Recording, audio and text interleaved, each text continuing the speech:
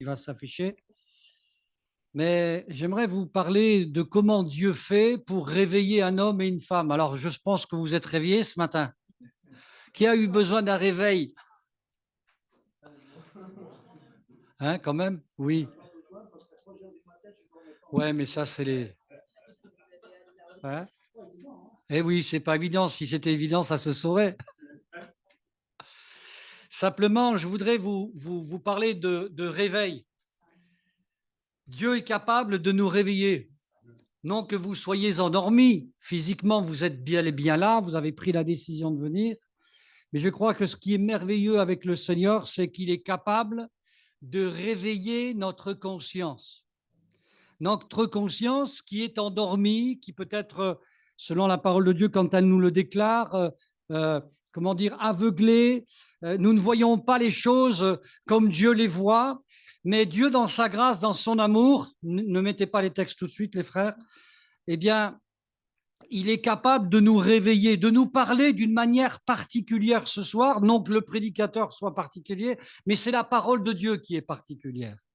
Elle est accessible. Et j'aimerais vous parler pendant quelques instants de réveil. Comment ça s'est passé? Vous savez, cette église, comment elle a été, comment c'est arrivé cette église de Givors? Eh bien, cette église de Givors, elle s'est ouverte parce que des frères et sœurs comme vous et moi, des hommes et des femmes comme vous et moi, ont été touchés. Quoi de plus normal qu'ils se sont mis à se dire, mais au fait, il faudrait qu'on se rassemble, il faudrait qu'on ait un lieu tout simplement pratique pour se rassembler. Et quand on regarde un petit peu l'histoire des églises que nous connaissons, parce qu'il y en a plein au fil des siècles qu'on ne connaît pas, voilà, eh bien, on se rend compte que ça a été toujours la même chose. Dieu a réveillé la conscience de quelques-uns, il leur a parlé directement et on va voir quel est ce message et il leur a montré ce qu'il voulait faire avec eux. Ça vous intéresse? Ça vous intéresse de savoir que Dieu a des projets pour vous et de savoir ce qu'il veut faire? Parce que ce n'est pas une nouveauté, c'est dans la parole de Dieu et c'est la même chose pour chaque homme, chaque femme qui veuille bien entendre son message. Amen. Si on devait parler simplement, rapidement, on ne va pas faire d'histoire, mais des assemblées de Dieu de France, les assemblées de Dieu de France, c'est un terme un peu technique, c'est juste une fédération, un groupement d'églises qui est né un jour en France. Et c'est un Anglais qui parlait très très mal le français. Alors moi, je parle très mal l'anglais, donc je ne vais pas non plus le critiquer, mais qui un jour avait un projet, il était dans son église, et il se disait, mais qu'est-ce que je peux faire? Qu'est-ce que je peux faire pour toi? Il y avait comme un feu dans son cœur. Alors, vous savez, quand on fait cela, Dieu répond. Et il avait à cœur d'aller en Haute-Volta, dans un pays qu'il ne connaissait pas trop, dans une région qu'il ne connaissait pas du tout, mais il avait ça à cœur. Mais vous savez que la Bible dit que Dieu a des projets, nous aussi. Vous avez des projets, vous? Est-ce que vous avez des projets? Vous avez déjà le projet peut-être de rentrer chez vous tout à l'heure, hein? C'est déjà un projet. Mais vous savez que les pensées de Dieu, la Bible dit que nos pensées ne sont pas ses pensées, parce que ses pensées sont beaucoup plus élevées. Et il faut qu'il nous aide pour les comprendre. Alors cet homme qui s'appelait Douglas Scott, tout simplement, eh bien, avant la première... Ah, attends. Oui, oui, c'est bien. C'était bon, moi? C'était bon au moins? Tu t'en souviens pas? C'est ça. Bon. Et donc ce Douglas Scott, il devait aller là-bas, mais Dieu l'a arrêté en France, dans le nord de la France. Enfin, on dit le nord, hein, pour ceux qui sont, voilà. C'était au Havre. Et vous savez, la première fois qu'il a prêché en France, dans son français approximatif, c'était dans un bar. Dans un bar. Et il a commencé comme ça, tout un tas de réunions, tout simplement. Et aujourd'hui, nous sommes ici. C'est grâce aussi à cet homme. Et toutes celles et ceux qui ont suivi après, ils ont été touchés par l'évangile. Il y a eu des miracles, miracles sur miracles. Et il n'y avait pas besoin d'aller sur Facebook, il n'y avait pas besoin de... Tout le monde venait aux réunions parce que c'était un réveil. J'aimerais vous parler d'un réveil. Je ne vais pas vous parler d'un réveil récent, mais d'un réveil qui est bien dans la parole de Dieu. Alors, on va lire un peu quelques versets. Ils vous seront affichés pour certains si vous n'avez pas beaucoup l'habitude de la parole de Dieu. Et on va lire dans 2 Chroniques 15. Je vais vous parler d'un réveil qui a eu lieu il y a longtemps, il y a longtemps. Mais vous allez voir que les mêmes principes sont les mots aussi pour nous. Voilà, ça vous sera affiché. 2 Chroniques, chapitre 15. L'Esprit de Dieu fut sur Azaria, fils d'Oded. Et Azaria alla au-devant d'Asa et lui dit, écoutez-moi, Asa, et tout Juda et Benjamin, l'Éternel est avec vous quand vous êtes avec lui. Comprends ça. Si vous le cherchez, vous le trouverez, mais si vous l'abandonnez, il vous abandonnera. Pendant longtemps, il y eut pour Israël ni vrai Dieu, ni sacrificateur qui enseigne, ni loi, mais au sein de leur détresse, ils sont retournés à l'Éternel, le Dieu d'Israël. Ils l'ont cherché et ils l'ont trouvé. Dans ces temps-là, point de sécurité pour ceux qui allaient et venaient, car il y avait de grands troubles parmi tous les habitants du pays. On se heurtait peuple contre peuple, ville contre ville, parce que Dieu les agitait par toutes sortes d'angoisses. Vous donc, fortifiez-vous et ne laissez pas vos mains s'affaiblir, car il y aura un salaire pour vos œuvres. Après avoir entendu ces paroles et la prophétie d'Oded, le prophète Asa se fortifia et fit disparaître les abominations de tout le pays de Juda et de Benjamin et des villes qu'ils avaient prises dans la montagne d'Éphraïm.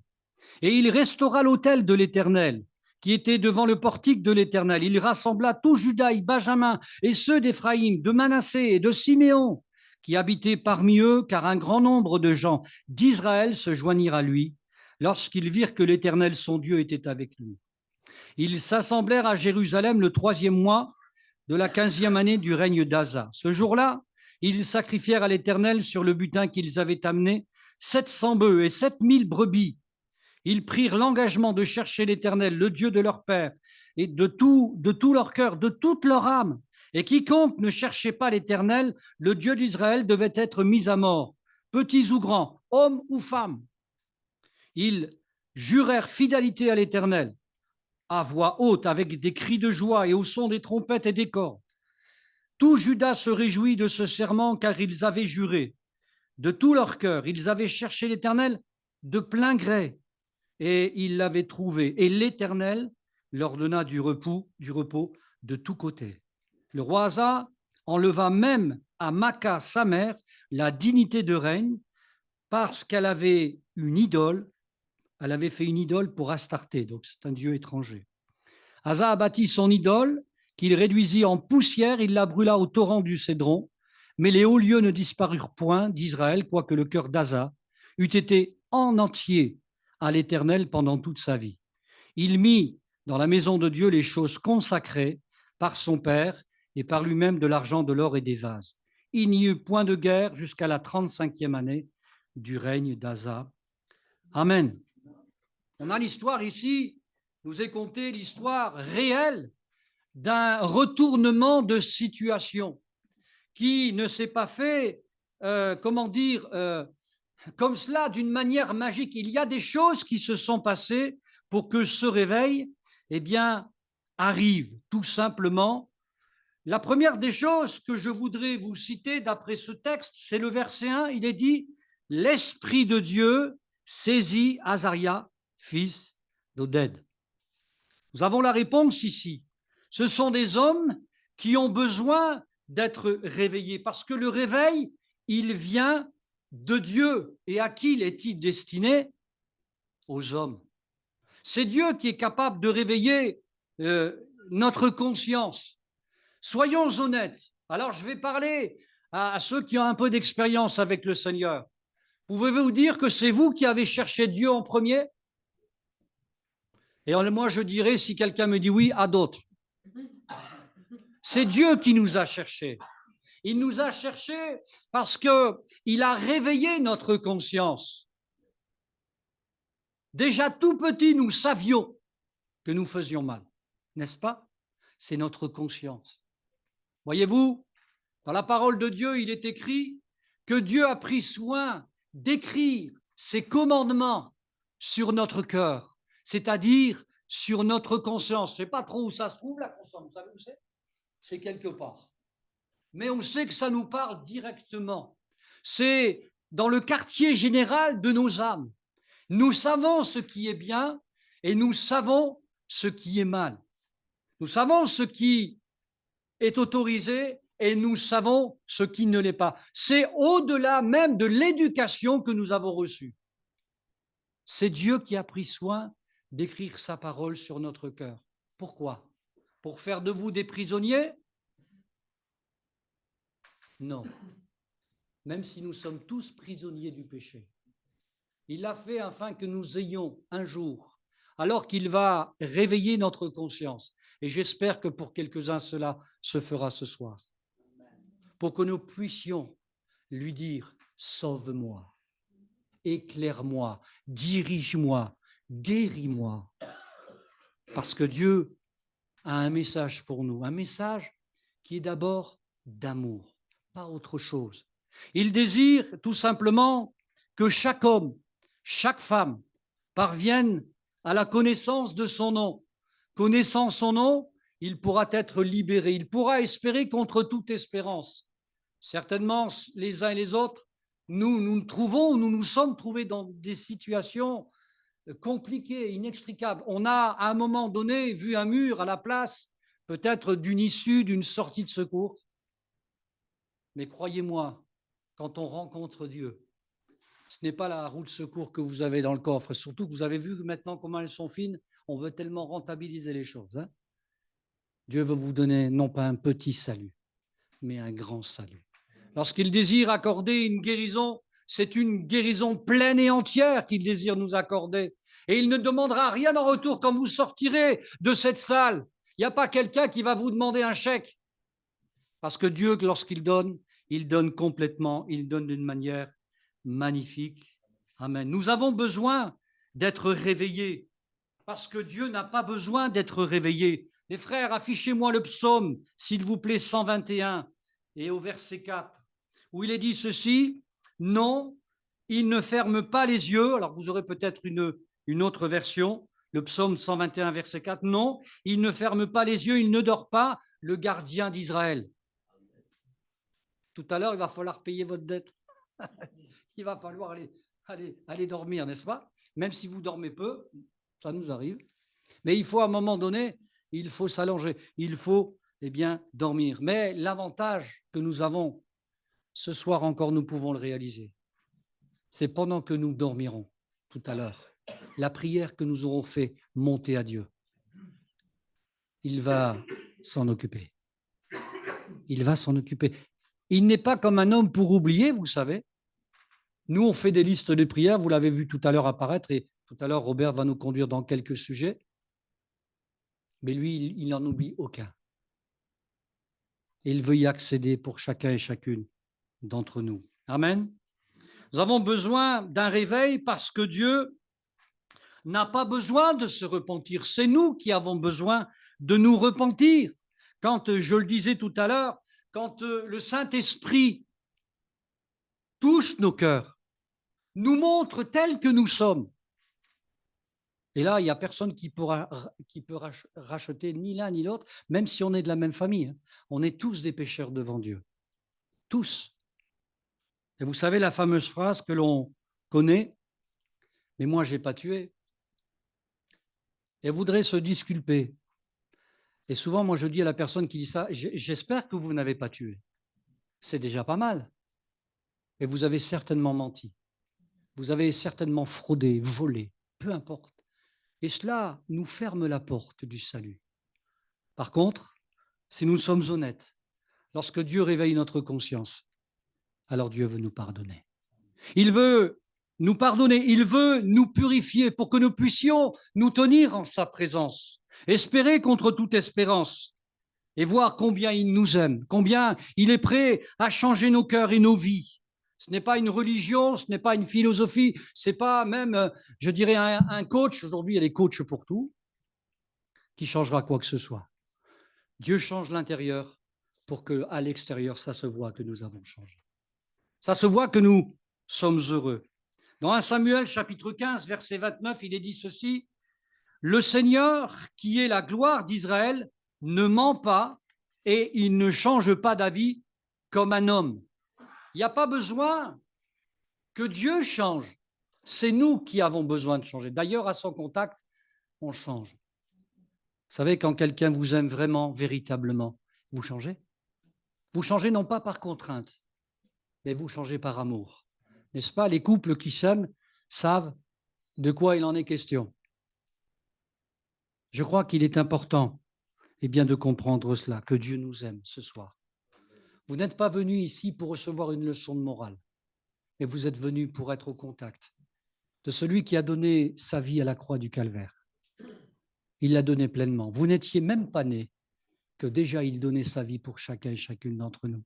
Et puis un jour, comme une soirée comme celle-ci, comme pour moi ça s'est passé, j'ai entendu le message de l'Évangile. Et j'ai compris, j'ai entendu que quelqu'un m'aimait. Ah bon? Je ne savais pas que j'étais aimable à ce point-là. Oh, je savais quand même que je n'étais pas si mauvais que ça dépendait qui le disait. Mais de là à mourir sur la croix pour moi, je ne savais pas ce que j'avais fait pour mériter ça. Mais la Bible dit que Dieu a enfermé les hommes dans la désobéissance pour que nous puissions tous, les uns et les autres, obtenir le salut par la foi. Peut-être que quelqu'un est venu ce soir en se disant « Alors, moi, j'ai compris, je vais m'améliorer. » Arrête ça, c'est perdu d'avance. On ne peut pas se changer nous-mêmes. Mais Dieu seul est capable. Après avoir pardonné notre péché, après avoir purifié notre vie, est capable de nous changer, de nous donner cette vie nouvelle peut-être auquel nous aspirons les uns et les autres. Donc Dieu réveille dans ce texte, réveille son peuple par sa parole. Il réveille son peuple. Azaria va trouver le roi Asa et lui dit « Asa, et vous tous, gens de Juda et de Benjamin, donc le peuple, écoutez-moi. Le Seigneur est avec vous aussi longtemps que vous êtes avec lui. Si vous le cherchez, il se laissera trouver par vous, mais si vous l'abandonnez, il vous abandonnera. » Dites-moi, c'est logique ou pas ça? Quand quelqu'un ne veut pas être avec vous, c'est logique ou pas? Il a le droit. Eh bien, la Bible dit même, va au-delà. Quand bien même ta mère, tous ceux qui t'aiment t'abandonneraient, moi, je ne t'abandonnerai pas. En gros, j'ai envie de vous dire ce soir, Dieu ne va pas vous lâcher. Même pour ceux qui c'est la première fois. Peut-être que vous allez vous dire, oh, ce prédicateur-là, c'est bon, hein, ce soir, j'en ai trop assez. Il ne va pas vous lâcher. C'est ce qu'il a fait avec moi. J'ai essayé de l'oublier, je n'ai jamais réussi. Et je le bénis maintenant, parce qu'il ne m'a jamais, jamais abandonné. Ni moi d'ailleurs, ni ma famille. Il a transformé complètement la famille dans laquelle j'étais, 6 enfants, avec un père qui était volage, avec un père qui allait ici, qui allait là, vous avez compris? Une maman qui essaie de se dépatouiller, de sauver son foyer, qui était délabré, en ruine. Et un jour, nous sommes venus à une réunion, une rencontre, où l'évangile a été prêché comme ce soir. Ça a tout changé. Pourquoi? Parce qu'on y a cru. Et comme ici, dans ce texte, il est dit, écoutez-moi. Vous n'avez qu'une chose à faire ce soir, c'est écouter la parole de Dieu. Vous prendrez plus tard votre décision, mais écoutez ce que Dieu a à vous dire. Dieu rappelle dans ce texte, dans cette histoire de ce réveil, il rappelle des principes élémentaires à un peuple qui sait déjà ce que c'est que de suivre Dieu. Et pourtant, ils ont oublié ces principes. Écoutez-moi, le verset 2 nous dira en d'autres termes, arrêtez d'écouter les autres. Aujourd'hui, il y a tellement de bruit dans ce monde, tellement de bruit qui disent tout et son contraire, qui ne mènent à rien, nous l'avons expérimenté. Le verset 2 nous dit, « L'Éternel est avec vous quand vous êtes avec lui, si vous le cherchez, vous le trouverez, si vous l'abandonnez, il vous abandonnera. » Dieu rappelle ce qui est arrivé aussi à ceux qui l'ont oublié, tout simplement. Il rappelle l'histoire des ancêtres. Et c'est important l'histoire, c'est important de savoir ce qui s'est passé avant, tout simplement du fait que vous vous rendrez compte que vos ancêtres avaient les mêmes problèmes, tout simplement. Ils avaient les mêmes problèmes Parfois, je me souviens quand j'étais jeune, quand je voyais justement l'état du foyer de mes parents, quand je voyais ce que cela apportait, vous savez, déjà, tout jeune, j'étais orgueilleux. Et je disais la façon suivante, ça va pas être difficile de faire mieux que mon père. Hein. Ça va franchement pas être difficile. Et quand j'ai commencé à grandir, je commençais à faire pire. Comment vous expliquez ça? Eh bien, parce que j'étais fait de la même nature que lui. J'étais pas meilleur que lui. Et Dieu me l'a fait comprendre. Il m'a fait comprendre que, eh bien, oui, mon père a fait bien des erreurs qu'il aurait certes bien pu éviter, c'est vrai, parce qu'il avait une volonté, mais il y avait une force en lui qui était plus forte, celle de pécher et d'être infidèle. Je ne le comprenais pas, mais après, quand Dieu m'a réveillé ma conscience, a touché mon cœur, j'ai compris que non, il n'était pas excusable, mais qu'il était un pécheur, tout simplement. Et que parce que quand on est des pécheurs, à part pécher, qu'est-ce qu'on fait d'autre? On est des pécheurs. Alors il faut que Dieu nous vienne en aide. Dieu rappelle à son peuple ce qui était arrivé et qu'ils sont partis sur le même chemin. Le chemin notamment de l'idolâtrie. Alors Dieu va exhorter son peuple et il lui dit ce qu'il convient de faire. Mais vous maintenant, soyez forts, verset 7 de ce chapitre 15, ne vous découragez pas, vos efforts seront récompensés. La Bible dit, pour celles et ceux qui voudraient s'approcher de Dieu. Alors peut-être que vous vous dites, alors qu'est-ce qu'il faut faire? Est-ce que c'est compliqué? Alors je vais faire un geste qui est tout simple. C'est un pas comme ça, un pas. C'est pas deux, hein. C'est un pas. La Bible dit que si je fais un pas, il en fait 1000 pour moi. C'est pas mal quand même, hein. Vous n'êtes pas d'accord? Hein? Le ratio, oui. 1 pour 1000. Hein? Si on devait traduire ça en argent, non, mais je ne vais pas le faire. Et si vous voulez l'expérimenter, vous pouvez l'expérimenter ce soir. Alors, c'est ce qu'il est en train, en d'autres termes, de traduire ici. Mais vous, maintenant, soyez forts, ne vous découragez pas. La situation, en d'autres termes, n'est pas terminée. La situation n'est pas aussi désespérée peut-être que certains le disent. Et donc, après le réveil, vient le temps des réformes, tout simplement. C'est-à-dire, en fait, qu'est-ce que je vais faire? Alors, dans ce qui est décrit dans ce texte, pour ne pas être trop long, eh bien, il y a une chose que cet homme va faire, Asa, les réformes d'Asa, c'est d'abord obéir à la parole qui lui est indiquée ici de se fortifier. Se fortifier. Se fortifier. Comment ne être fortifié uniquement que par la foi? La foi. Croire Jésus sur parole. Croire le Seigneur de ce que vous avez déjà entendu ce soir, que votre vie, elle peut changer. Si vous le désirez, si vous pensez que Dieu est assez puissant pour ce faire, il peut le faire et il sera au rendez-vous ce soir. Il lui indique de se fortifier. Il n'y a pas, j'allais dire, de meilleur moyen que d'être fortifié par la parole. Ça commence tout simplement au départ par voir la foi dans notre cœur. Je ne vais pas poser la question, mais il y a des personnes, parfois, quand on discute avec eux pour les premières fois, ils nous disent, mais moi, je n'ai pas la foi. Parce qu'on ne naît pas avec la foi.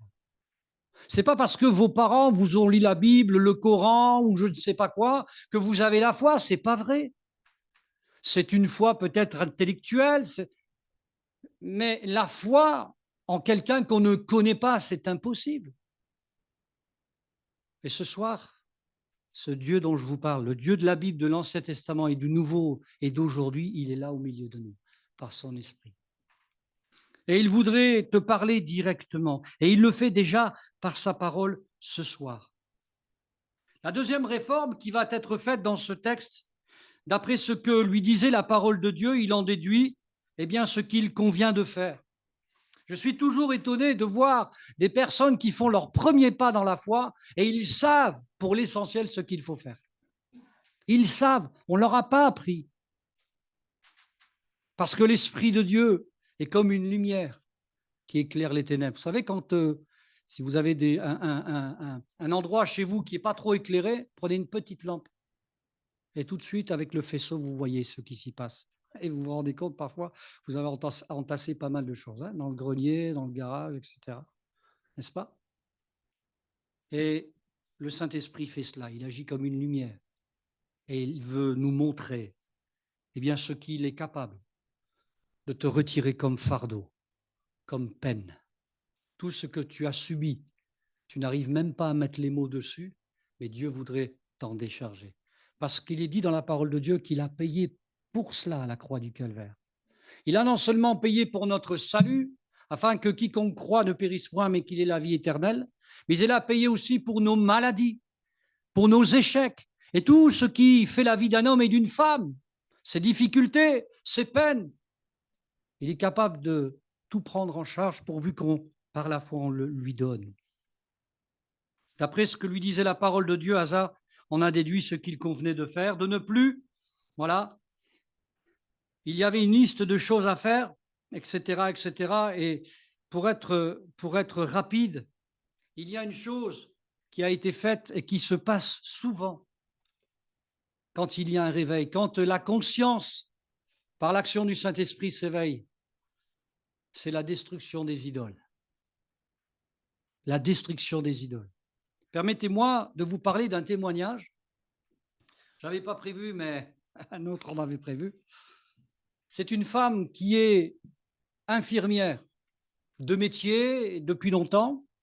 Et puis, c'est une femme que j'ai rencontrée en Ardèche et nous l'avions invitée bien, pour son témoignage. Cette femme avait pour objectif à l'époque de tester tout ce qui se faisait dans les sciences occultes. Elle a tout testé. Voilà son témoignage. Et je peux vous dire qu'en testant tout, elle a été bien chargée. Et voilà que cette femme vient à l'Évangile, se convertit sincèrement et abandonne toutes ces choses. Et un petit peu comme dans cette histoire avec Asa, où il faut faire des réformes, c'est bien beau de dire « moi je crois en Dieu, moi je suis prêt à te suivre, je vais même à l'église, je suis ma religion, etc. etc. » À un moment donné, il y a des réformes à faire. Sinon, excusez-moi, mais c'est de la belle musique, mais ça ne va pas loin. Et comme dans cette histoire où Asa a fait des réformes, parce que Dieu, eh bien, leur a fait comprendre qu'il fallait qu'ils changent de vie, et en ce qui concerne notamment l'idolâtrie, cette femme dont je vous parle, elle a voulu faire des réformes. C'est pour vous dire que l'idolâtrie, c'est très sérieux. Elle s'était fait offert deux Bouddhas. Vous savez, les Bouddhas, hein, les statues de Bouddha, qui sont, voilà, ça fait zen, c'est sympa. Elle en avait une statue donc, en bois et une en bronze. Ma foi, ça faisait joli dans l'appartement, dans la maison. Et puis, à un moment donné, elle s'est convertie, comme je vous le disais, et puis elle veut s'en débarrasser parce que le Saint-Esprit lui montre qu'il n'y a pas la place pour 2, pour 3, pour 4. Dieu, parce qu'elle a appris, elle a lu dans la parole de Dieu que Dieu est unique. Alors, qu'est-ce qu'elle fait? Elle prend l'initiative de brûler le Bouddha dans l'insert. Vous savez, l'insert, elle dit, il va bien brûler celui-là. Il n'a jamais brûlé. Elle racontait, au début, je ne la croyais pas trop, mais c'était vrai. Le Bouddha avait les yeux rouges dans l'insert. Et il a fallu de la prière pour qu'il brûle. Premier Bouddha, affaire réglée. Deuxième Bouddha en bronze, comment on fait? Elle s'est dit, bah tiens, il y a un cours d'eau, je vais le jeter. Le Bouddha, il va se noyer. Elle le jette. Et en général, d'après la physique, un Bouddha en bronze dans l'eau, ça ne flotte pas, vous êtes d'accord? Ben là, il flotte. Et il revient tout seul à la berge. Et ils ont dû achever le Bouddha à la masse. Ça fait sourire, mais je peux vous dire que ça lui a fait drôle. Et ça, c'est un extrait du témoignage de cette femme que j'ai pu partager parfois. Et c'est pour vous dire que le problème numéro 1 dans la parole de Dieu, et en l'occurrence dans l'histoire que nous avons lue, c'est l'idolâtrie. C'est l'idolâtrie. Peut-être que nous n'avons pas ce genre de travers. Peut-être que chez nous, nous n'avons pas de statuettes, peut-être que nous n'avons pas comment dire, de signes religieux, mais l'idolâtrie, elle prend sa source d'abord dans le cœur humain. Les racines de l'idolâtrie et de tout péché d'ailleurs sont dans le cœur humain, d'où sortent toutes les mauvaises choses et qui sont opposées à Dieu. Voilà pourquoi le Seigneur, eh bien, comme cela a été fait dans cette histoire qui a amené des réformes, fait toute la lumière dans nos cœurs. Ce n'est pas lui qui nous accuse, c'est sa parole. Sa parole met en lumière ce que nous sommes vraiment devant lui. Il n'a pas besoin de nous accuser. C'est la parole qui fait ce travail. La Bible dit que la loi, les 10 commandements, tout le monde connaît au moins un commandement. Oui. Les commandements agissent comme un professeur. Je pense qu'on a tous été un peu à l'école, mais ça a été douloureux parfois. La loi, les 10 commandements ont agi comme un professeur. Et un professeur, en général, s'il est bon, il nous apprend quelque chose. Et la loi, tel un professeur, a appris aux hommes au fil des siècles et nous l'apprend encore aujourd'hui une chose. On en a appris des choses et on en a surtout oublié à l'école. Mais alors celle-là, on ne peut pas l'oublier. La loi a agi au sein du peuple d'Israël notamment pour lui dire une seule chose. Vous êtes des pécheurs. Vous êtes des pécheurs. Et la Bible dit même que sans la loi, sans les 10 commandements, il n'y a pas de péché. Parce qu'en fait, on n'est pas au courant qu'on est des pécheurs. Et si on n'est pas au courant qu'on est des pécheurs, on n'a pas besoin de sauveur, on n'a pas besoin de pardon, on n'a pas besoin de tout ça. Ça ne sert à rien. Vous comprenez pourquoi la loi est là, les 10 commandements? Et Dieu nous révèle l'état dans lequel nous sommes pour mieux nous guérir, pour mieux nous sauver et nous permettre d'éviter de chercher à droite, à gauche, à travers le travail, à travers les plaisirs, la drogue, tout ce qu'on peut et ce qu'on a peut-être vécu les uns et les autres pour vivre une vie nouvelle. Parce que Dieu nous aime à ce point-là. Il ne désire pas que nous restions entre les griffes de l'ennemi de Dieu, Satan et ses démons. Il désire que tu puisses être mis en liberté ce soir et le choisir. Il ne t'imposera jamais rien. Par contre, le péché, il t'impose tout. Peut-être pose-toi la question, posons-nous la question. Finalement, si certaines choses n'ont pas marché, c'est peut-être que quelqu'un a pris la place de Dieu. Alors, je suis d'accord de parler aussi d'idolâtrie moderne. Certains se fourvoient dans le travail. Ils voient la carrière comme quelque chose, un Graal à atteindre. Certains, ce sera la maison. Voilà, les plaisirs, etc. Et puis, à la limite, on est d'accord de dire, bon, écoute, l'histoire de la religion, ça, je le verrai plus tard quand je serai vieux. Mais c'est important de régler ce problème avant, parce que la Bible nous dit que la minute qui vient ne nous appartient pas. Je voudrais vous inviter, mes amis, à prier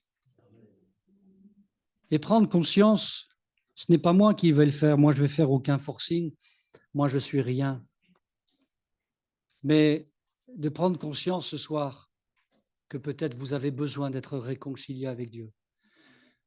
Et j'aimerais vous dire, parce que je l'ai vécu, ce n'est pas un moment agréable. Moi, j'avais envie de me sauver quand j'ai entendu ça, mais je n'ai pas pu, parce que Dieu me voulait à lui. Alors, j'ai résisté un temps, mais ensuite je suis venu à lui. Je voudrais qu'on puisse baisser la tête si vous voulez, bien sûr. Fermer les yeux pour respecter peut-être ceux et celles qui voudraient, et bien compris pour eux. Je voudrais prier peut-être pour une personne, pour 2 personnes, pour un couple, pour une famille, qui a entendu ce message et qui se dit peut-être, oui, c'est vrai. La vie que je mène aujourd'hui sans Dieu ne peut que me condamner. Peut-être qu'aujourd'hui, j'ai bel et bien des idoles dans ma vie qui m'empêchent finalement de venir à Dieu sincèrement. Ne fais pas les réformes, ne prends pas la décision de faire des réformes avant d'abord de laisser entrer Jésus dans ta vie. Et lui, il t'aidera à faire ces réformes. Tu ne connais peut-être pas Dieu. Quelqu'un peut-être ne connaît pas du tout Dieu ce soir. Il a été invité, je ne sais pas.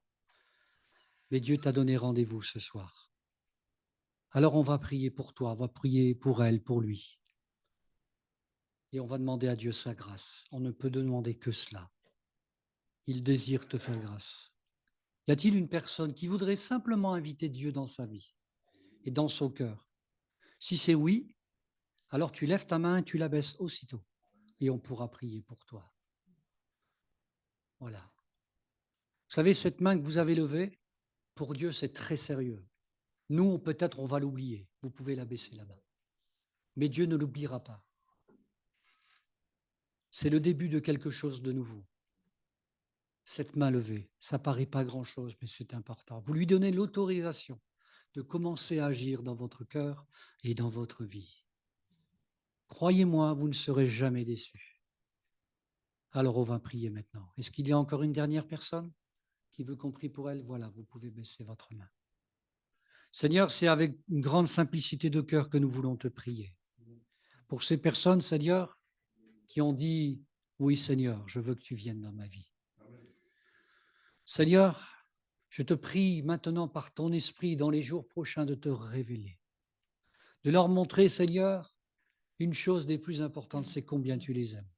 Cet amour, si tu ne nous le révèles pas, on ne peut pas le comprendre.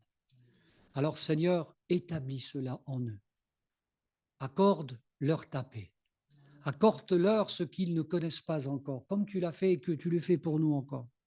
Je prie maintenant pour que quelque chose se passe. Il y a peut-être une prière secrète qui monte vers toi, peut-être une demande particulière par rapport à une situation particulière.